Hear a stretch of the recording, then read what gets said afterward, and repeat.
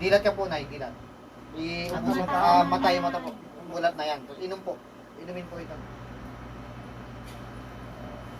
Sabagay kasi tayo sa Philippines kasi marami sa ating lingwahe, iba-iba eh. Tayo pinakamaraming lingwahe sa buong mundo.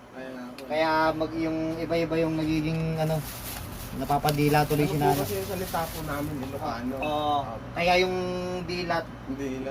dila. Oo, dila. Dila sa Dila sa Ilocano. pantay din po. Diba? Oo. Pantay din po. Pero kanina po, Medyo kahit pantay dito pero dito yung buhit hindi pantay. So ganun po yan.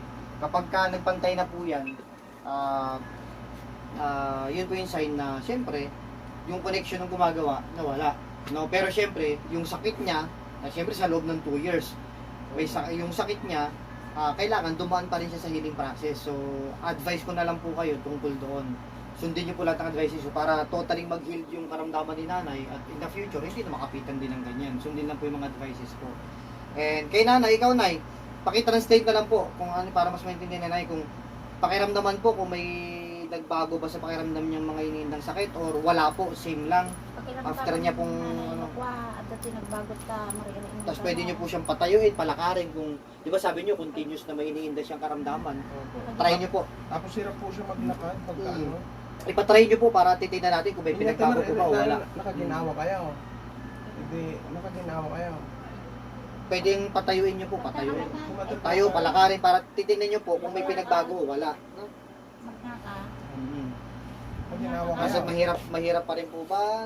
Nabawasan, meron pa rin o nawala? Sumasakit pa po ba? May nabawasan or nandyan pa rin or nawala yung sakit? Pakiramdaman po. Nakaginhawa daw po siya. O, sige. Okay. So ayan. So yun. Yun sa awa ng Diyos talagang ano ba yung sinanay? Nagugulat siya na Hindi po. Kasi Na- pag ang sakit daw dito Oo. kaya Hindi kumbaga nabawasan, nawala o nabawasan lang po Kasi ba? di mariri na yun. Nabawasan yung sakit po talaga. Okay. Ayun, natutuwa kasi sila. ang sakit yung ganito niya. Kapag inihimas niya daw, masakit at saka Parang nasusunod Ngayon, daw. nawala.